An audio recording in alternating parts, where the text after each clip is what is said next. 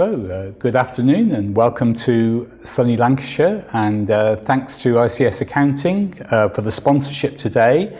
And if you get bored with our conversation, you can go into one of the breakout rooms and talk to an accountant instead.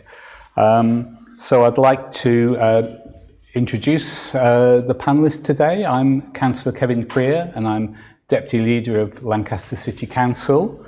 And with me in Sweden is Henrik. Do you want to just say who you are? Yes, I can. I'm Henrik Johansson. I'm working as an environmental coordinator for the city of Vaxjo in South Sweden. Great, thanks. And we've also got Diane Neville here. Diane. Hi, I'm Diane Neville. I'm a Principal Planning Policy Officer. I work for Lancaster City Council in the Planning Policy and Housing Strategy team. Great, thanks Diane. Okay, so Henrik, obviously you're on here because you're doing really interesting things and have done for a long time in Vaxjo. Would you like to just introduce your local authority and particularly in how you're being innovative in your approach to climate change and adaptation?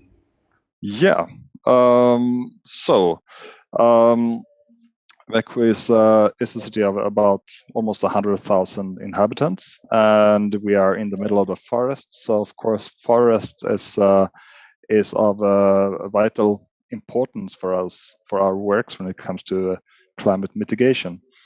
Our politicians decided unanimously in 1996 already that Vaxjo is going to be a fossil fuel-free city, and that by doing that we also meant the entire geographical area, so not only the organization. We didn't say when, but later on it has been decided that this should be achieved by 2030. So 10 more years to go, more or less. And this is, of course, something that we cannot achieve by ourselves. So one of the key aspects here is to work together with the citizens and with organizations and with companies and with the university in order to achieve good results. Also with other municipalities, of course, both in Sweden and learning from other experiences in other countries as well. When we decided upon this, that was actually a result of a 3-year cooperation with the biggest environmental NGO in Sweden. So they wanted us to take some kind of pilot decision that no one else had ever taken before. And climate started to become more and more debated locally and globally.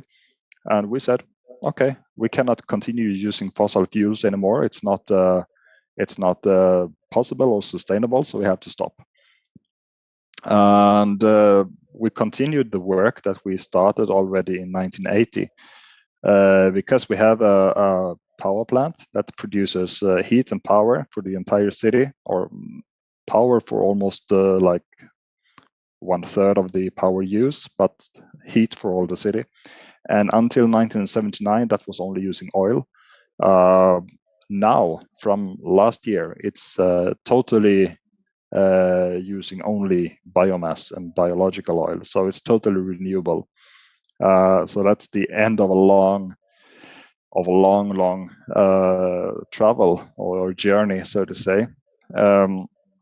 We have been able to, mostly thanks to the transition in the energy system, we have been able to reduce our fossil CO2 emissions by 60% per capita from 1993 to 2019.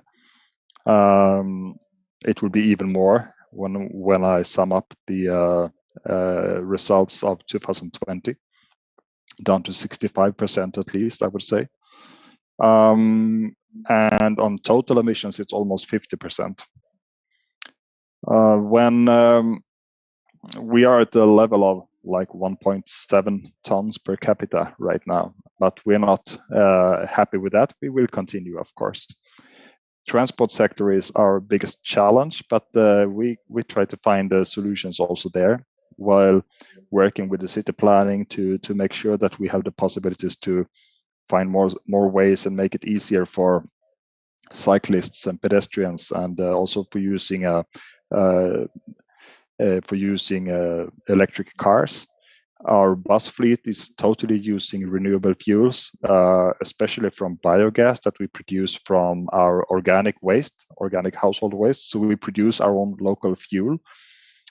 New things that we want to achieve or want to focus more on from now on and in the future is to see if we can combine the energy production at our energy plant with the possibility to also produce fuel. It could be hydrogen, but it could also be fuel for the aviation. And then in that case, we would use the rest products from the forestry to also produce aviation fuel or hydrogen. And that is rest products from the forestry is the main source of renewable energy that we have in Vaxjo. And then it should be noted also that in Sweden, the system is like this, that when you cut down a tree to make maybe building materials or paper, you need to plant new forests all the time. So in fact, the forest is growing faster than we are using it in Sweden. So we are only using the interest, so to say, and we are, for energy purposes, we are only using the rest products. So we're never cutting down forests to burn them. That is a really, really crucial thing to say. About 14 years ago, thanks to this work and thanks to other kind of work, we were announced the greenest city in Europe by BBC. And thanks to that, we also wanted to step up and do even more things. Also, energy efficiency has been very important for us. So when we are building new buildings and when we are renovating old buildings, we always have really, really high standards for how far we want to go when it comes to energy levels. And we also want to build more and more out of wood because that is more climate friendly than concrete. One very interesting thing that we did last year is that we signed something that they called a climate city contract. That was signed between Vaxjo and some national authorities, where we said that we are going to focus even more on a few or quite many things in order to become total climate neutral by 2030. So that also includes other greenhouse gases and also, in fact, consumption-based emissions. While these national authorities, they promise that they will do everything in their what they can do in order to get rid of obstacles and hinders for local work. They also want to make sure that financial support is streamed in one place, so you don't need to apply for funding in 10 different places, but you can go, you have a one-stop shop in order to get in there. But we also wanted to make sure that we take this climate city contract down to our level. So we have started to invite, for instance, different companies to sign up local contracts with a municipality to say that, okay, if the municipality promises to do this and this and this, then these companies will promise to do that and that and that. And by doing so, we can have, it's more or less like our own local climate coalition or something like that. And this is something that we are doing also in line with our sustainability plan that was adopted 1.5 years ago. And that sustainability plan was we were having a lot of dialogues with citizens and companies in order to make sure that this happened.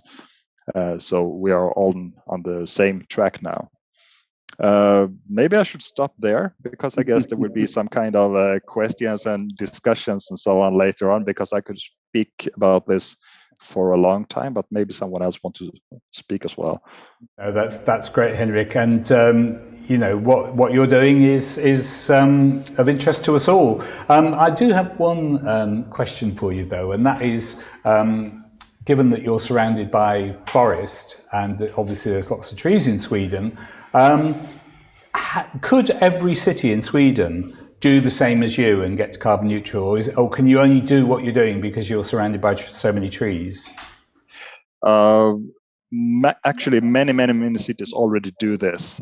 It's very common that to have district heating systems in the cities, and in most cases, those heating systems are already using forest residuals.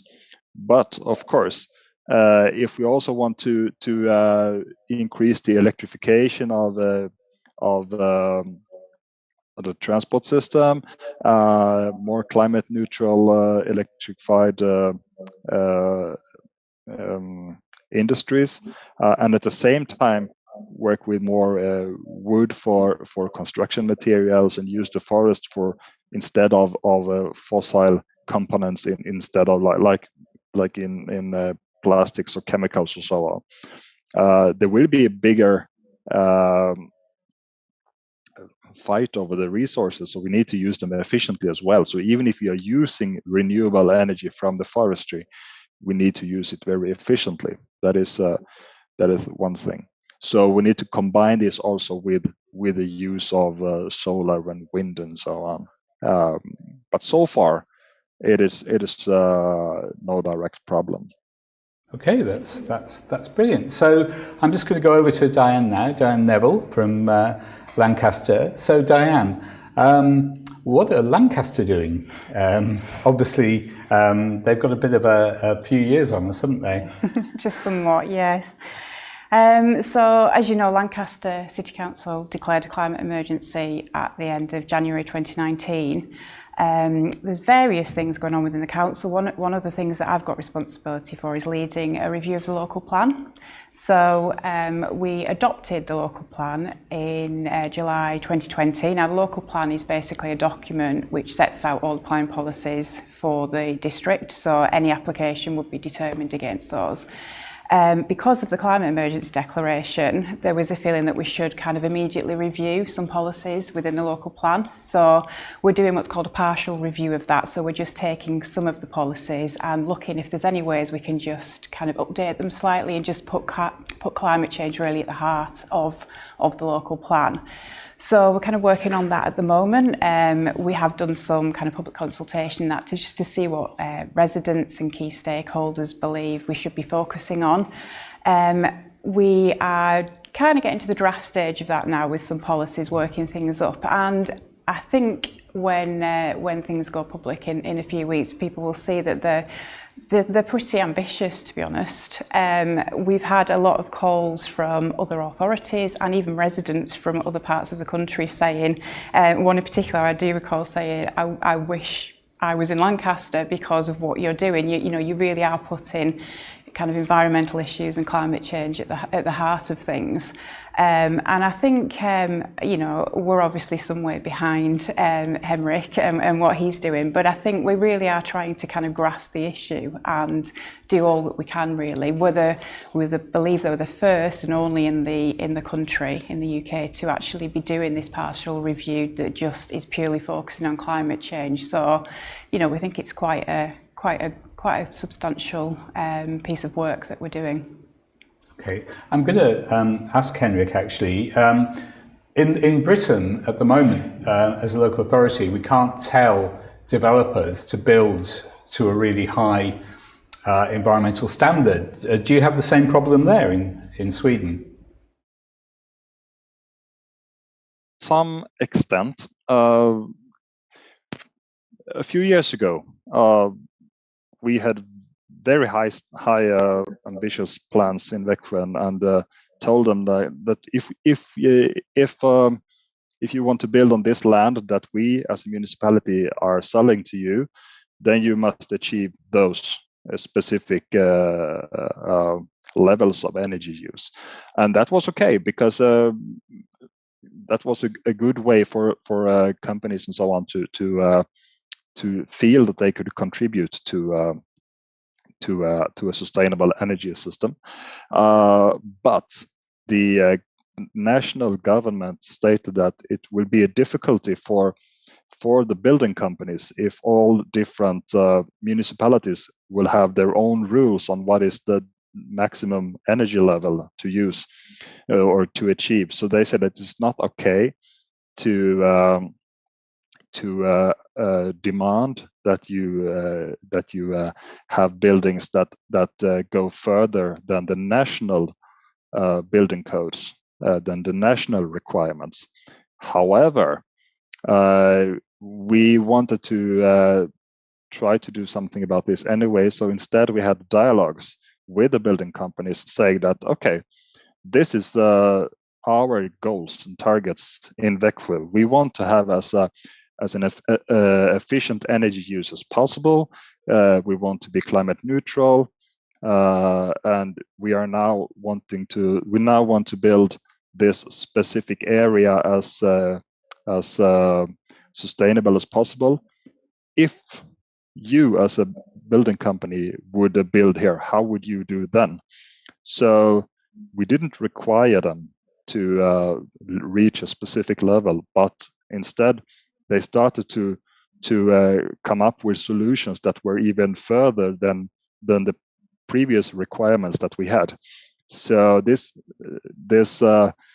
reaching out and asking them to come up with ideas actually boosted the whole thing, and they everyone wanted to show their most sustainable building solutions in Vaxjo. So there are ways to go around this. Brilliant. Yeah, so just getting everybody to talking to them and getting them to share your ambitions. Yeah, that's really good. Dan, do you want to say something about our most recent project, which is the Saltire Leisure Centre?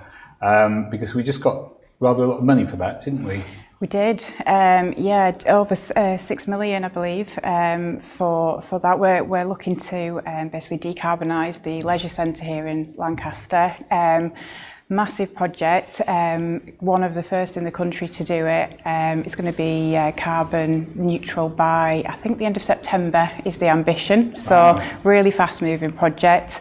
Going to be done through the creation of a solar farm on some disused land next to the leisure centre, and also through the installation of air source heat pumps, and looking at improving glazing, that kind of thing, introduction of LED lights and the kind of external areas of the leisure centre. But it accounts for quite a large part of our carbon emissions as an authority. So it's going to be a really big project, and hopefully if when we've reached the carbon zero level, if we can carry on and actually generate some power, we can look to then feed that back into the local community as well, and address things like fuel poverty as well. So there's the kind of social element of it. So it's a really big project.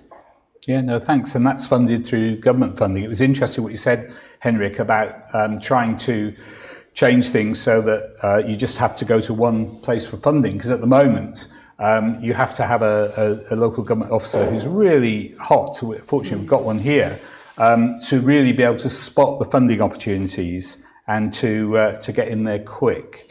But what I wanted to ask you, coming out of that, was that we wanted to build an even bigger solar farm, but we were restricted by grid constraints. You know, the grid isn't designed for it's designed for big power stations feeding in and not for smaller projects.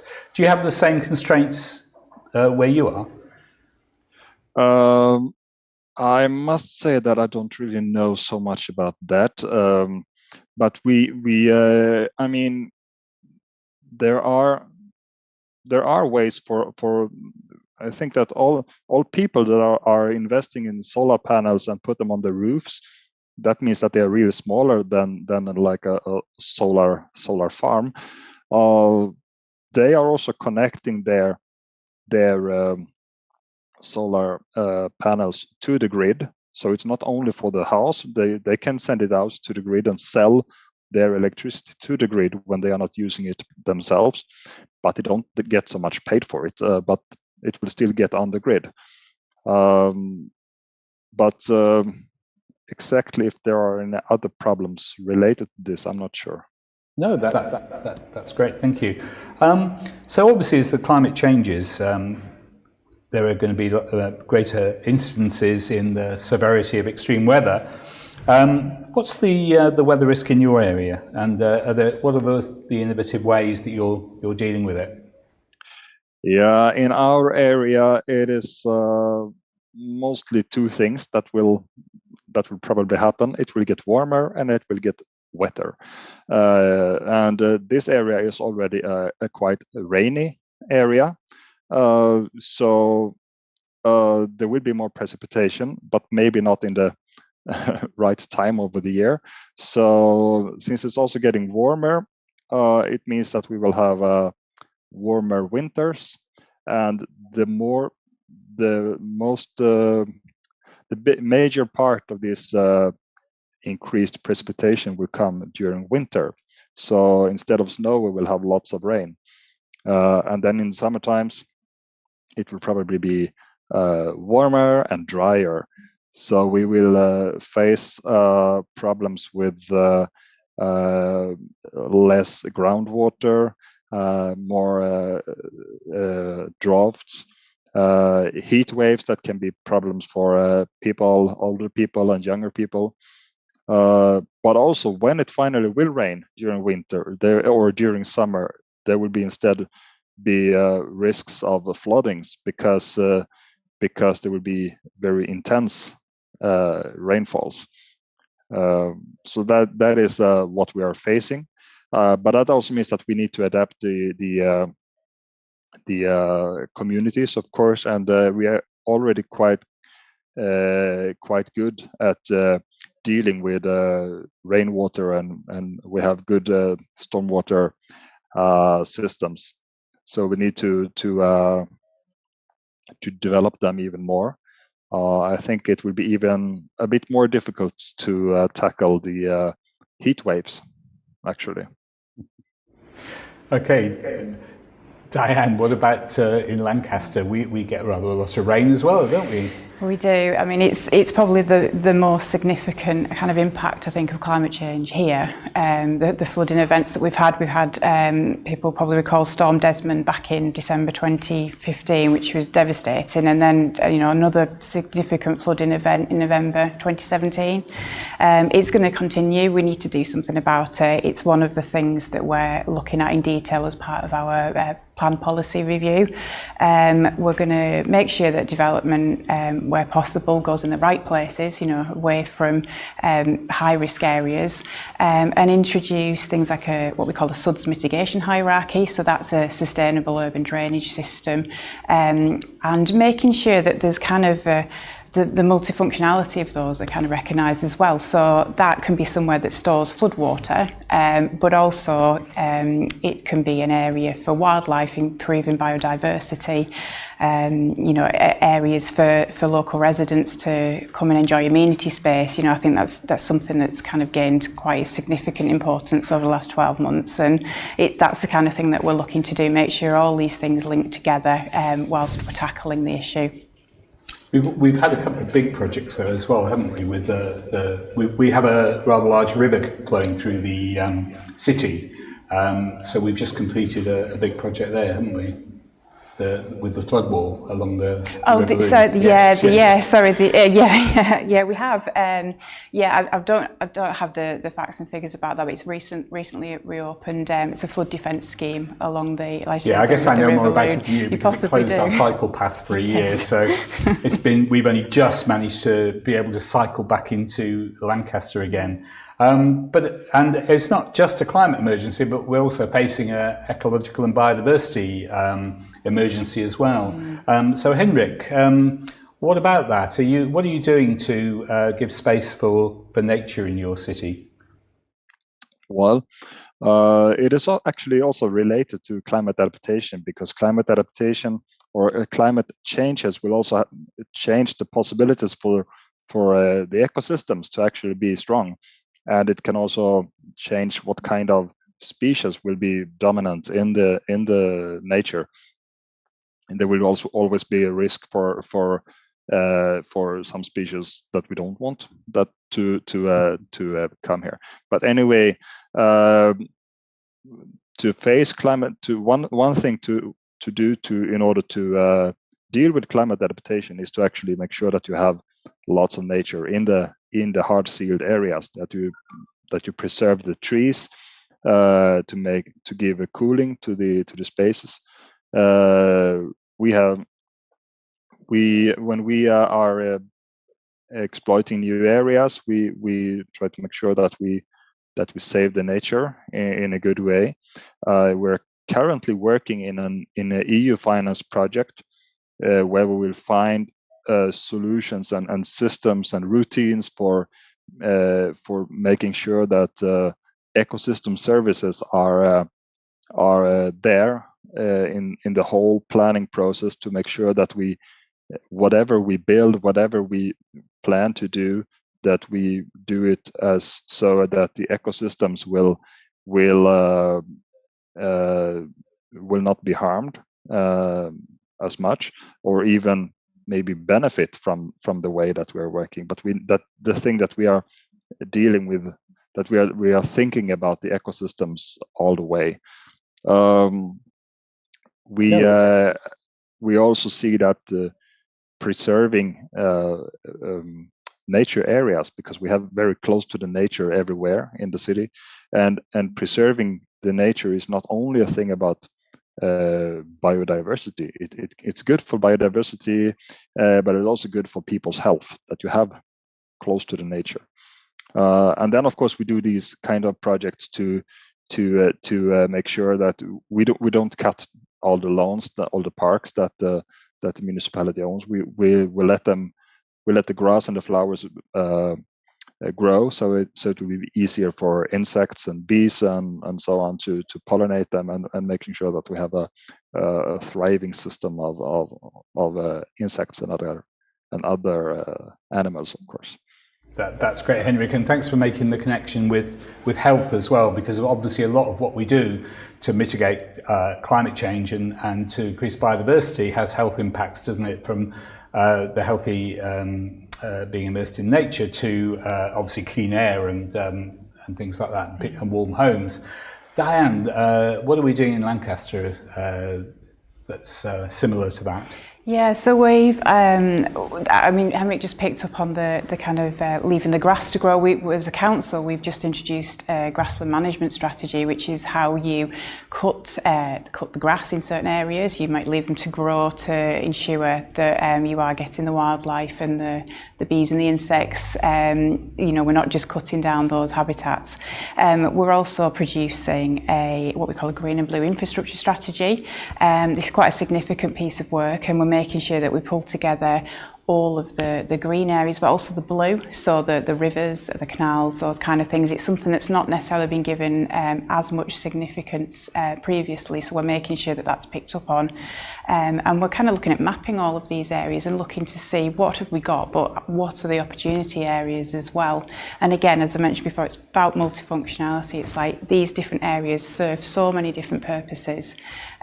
Residential amenity, as you say, health and well-being benefits. There's so many. We are trying to push biodiversity net gain. The government are due to announce something on this soon. It keeps getting delayed. It can be one of the problems with the UK government. It does take a little time sometimes, and that's why here at Lancaster we're trying to get ahead of the game, and we're making sure that we're putting policies in place ahead of that, so that we are actually making sure we're making progress and not just waiting for the government to make a decision. We're doing similar with housing policies as well in terms of energy efficiency. So we're just trying to kind of get ahead of the game really here at Lancaster. Okay, that's great, thanks. Now, I've been asking lots of questions. I don't know if there's any questions from the audience, are there? First of all, thank you, everybody. I've been on the chat here, so I really appreciate a really insightful conversation. Henrik, we have questions coming through. I don't know, maybe you need to repeat these, but really interesting to hear about incentivizing developers and incentivizing people who are dealing with the kind of public sector supply chain. But in general, how do you in Vaxjo really engage that wider business community? Is it a culture thing to make sure everybody is part of this sustainability conversation? How do they make sure? Is there any incentives or any ways they work with the wider business community to make sure everybody's part of that conversation? So, well, I didn't really hear the question. Okay, I'll just repeat it, or I'll just summarise. And that is, how do we, or how do you engage the whole business community? And I would add to that the whole community of Vaxjo. You mentioned about incentivising people who you're transacting with, but yeah, how are you engaging with and bringing everybody on board?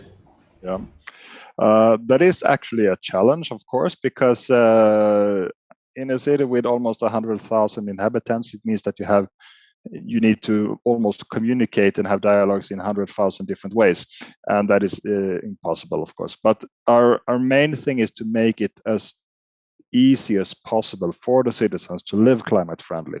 So by making it sure that the energy we provide is renewable, by making it easier to use the bike and bus instead of using the car, we sort of nudging and helping the citizens to live more environmentally friendly or climate friendly. But of course, then we need to have these kind of campaigns or dialogues and so on, and we are focusing maybe more on the ones that we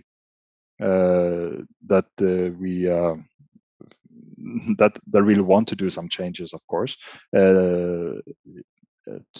because focusing on the people who are a bit stubborn and don't want to make changes, they will come along after in the end anyway. But it's not there you want to focus to make the big change. We have a lot of work with the schools.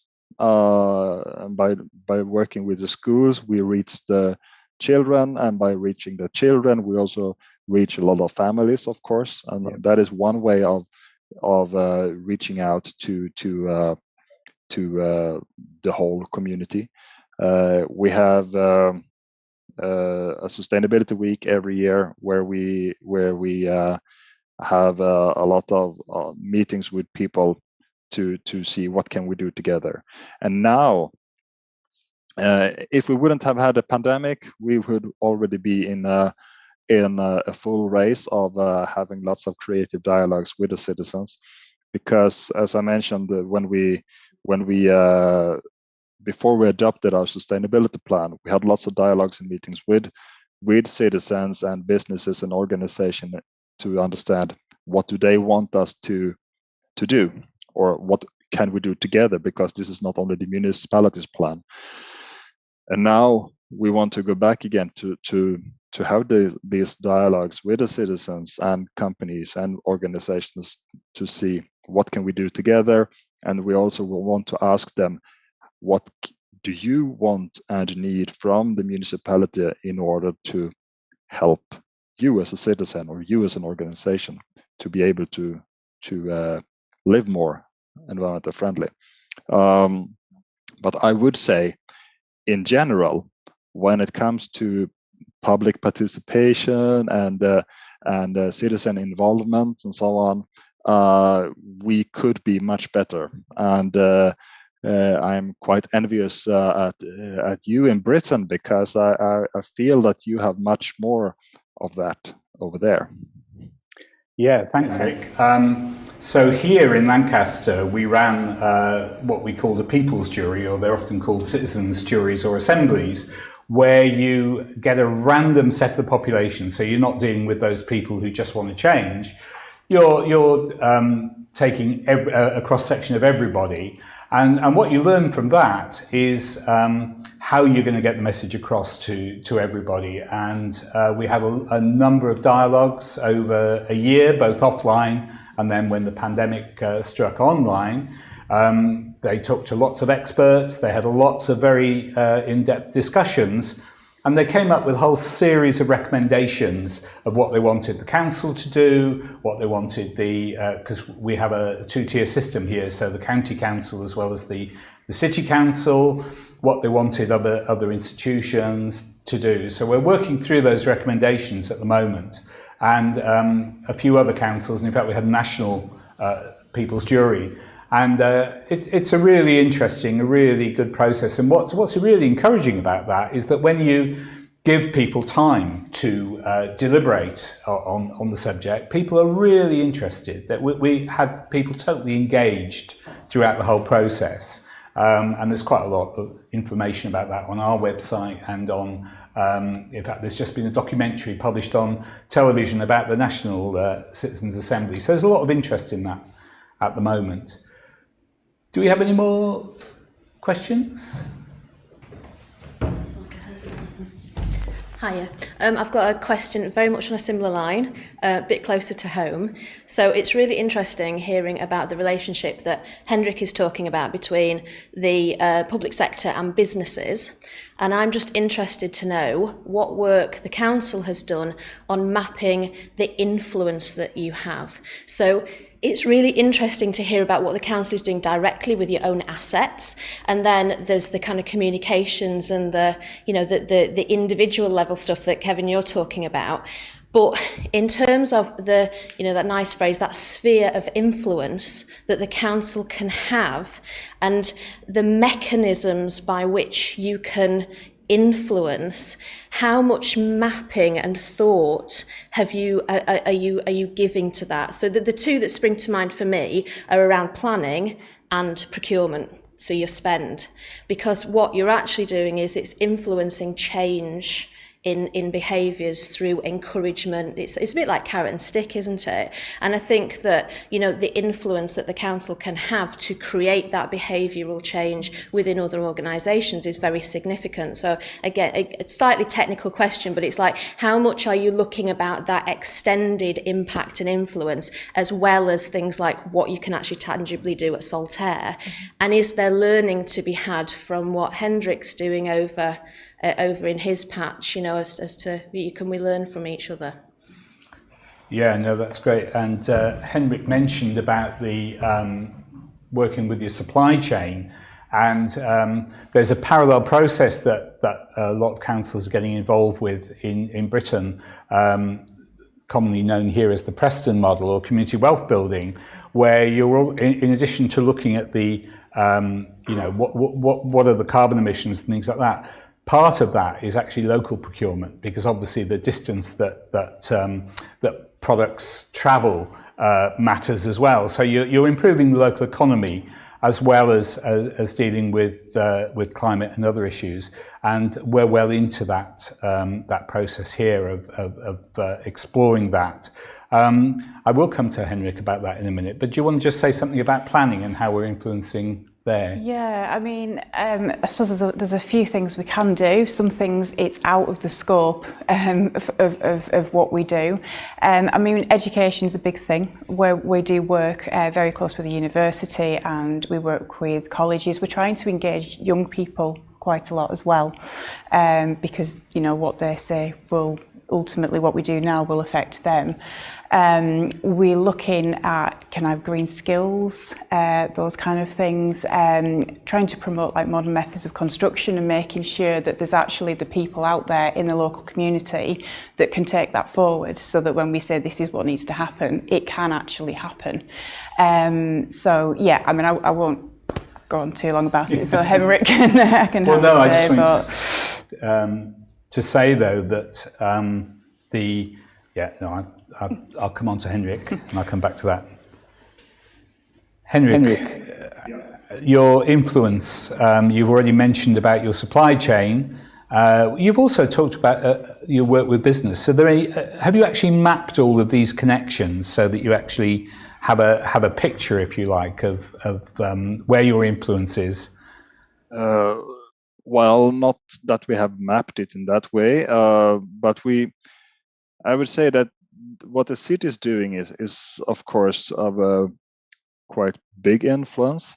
I mean, direct influence is of course what we are doing when we are building something or when we are buying something, depending on what kind of public tenders we are doing when it comes to food or vehicles or materials or anything. And then we can make sure that depending on how we are writing those tenders, then it will be easier or more difficult or easier for local businesses to apply. And we've been quite successful to making it easier for local companies and local producers of food, for instance, to win those tenders. And that is of course good for local business. More indirect is of course based upon the corporations that we have, and I would say that the business sector in Vaxjo is very keen on environmental and climate work. When we back in 1996 said that we want to be a climate or a fossil fuel free city, the business sector said yes. So that was not an issue.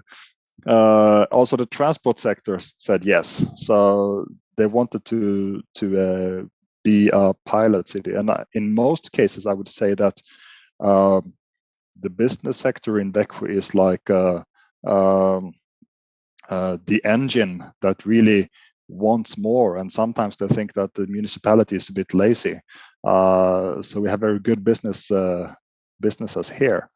So and that is of course a bit better for us then. So there we have the indirect influence, I would say, or they will have an indirect influence on us maybe. Yeah, that's great.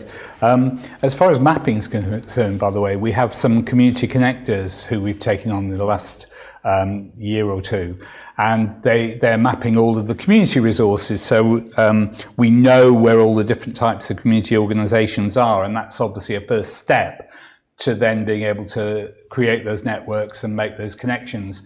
And certainly during COVID, it's forced us to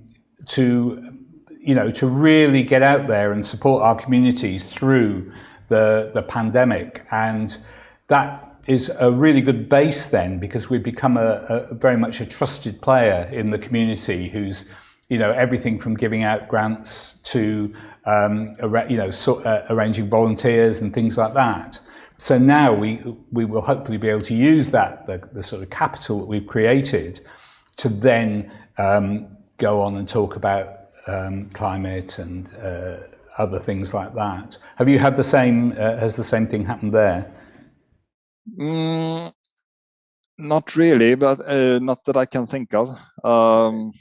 But maybe in other parts of the organization maybe have been working much more on that than I have been doing. Because so many things you're way ahead of us. It's really nice to find one thing that we might have been doing better than you. So that's a really good place to end as far as I'm concerned.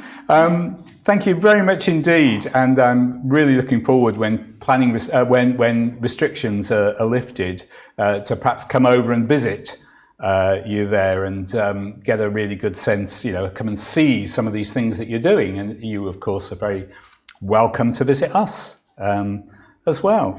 Thanks very much indeed. And thank you, Diane, for coming here today. And we're doing some pretty good work in the planning department at the moment, aren't we? So I think that's it. There's no more questions, no more discussion? That's the end of the session. Okay, thank you very much indeed, everybody, for watching today.